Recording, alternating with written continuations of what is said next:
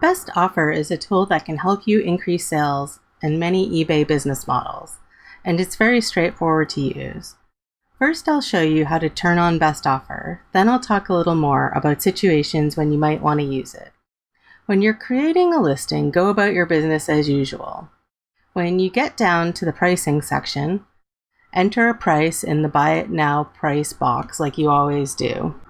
If you want to turn on Best Offer, just check the box below.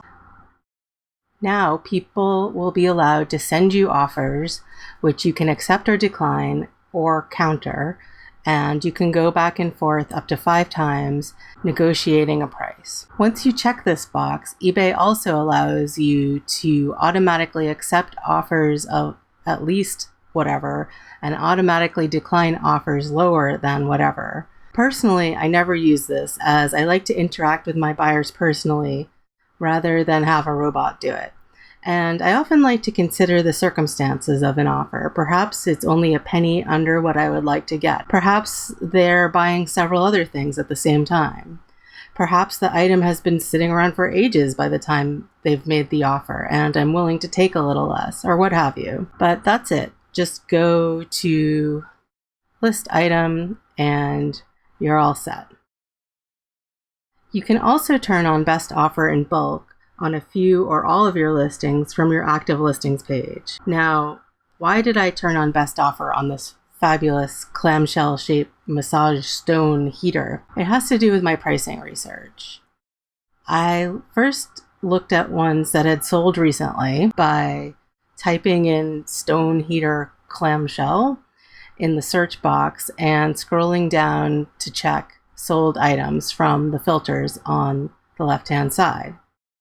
And I see 3 like mine. This one sold for $31.96 with free shipping. This one for $24.99 with $14.90 shipping. So that's about $36. And this one, we don't quite know, but it was priced at $35 and they took an offer and they had free shipping, and we could look into it further and figure out exactly what offer they took, but it's close enough. It's around the same. I think I'd be pretty happy with $36, including the cost of shipping, based on how these are valued in the market. I'm also going to look at if there are any of these for sale at the moment and what they're priced at, because that's my competition. So I'll uncheck sold items. I see there's just one, and it's priced at $39.10 with free shipping. So I want to compete with this one since we're talking about a mass-produced commodity item here, not something rare and unique.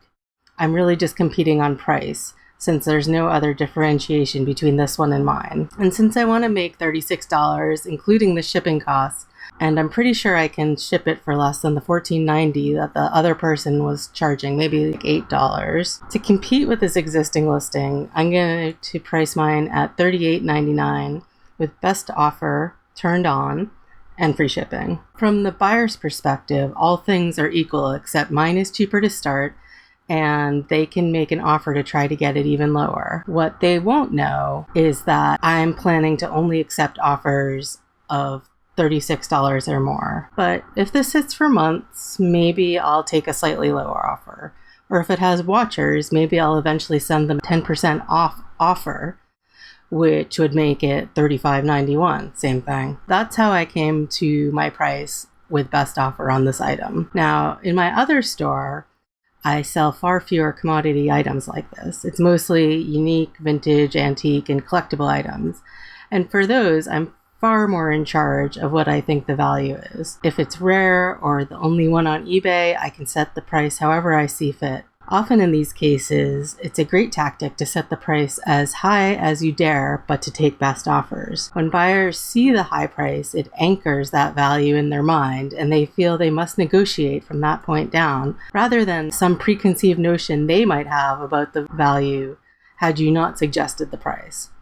There's a whole science to price anchoring, but the main thing to know is that it works, as long as your item puts you in a position to be able to do it.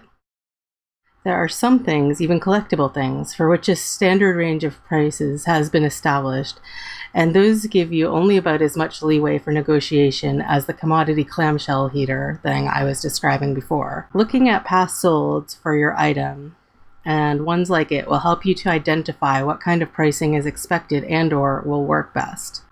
That's the deal with Best Offer. It's a fabulous tool to add to your pricing toolkit if you haven't already. Thanks and take care.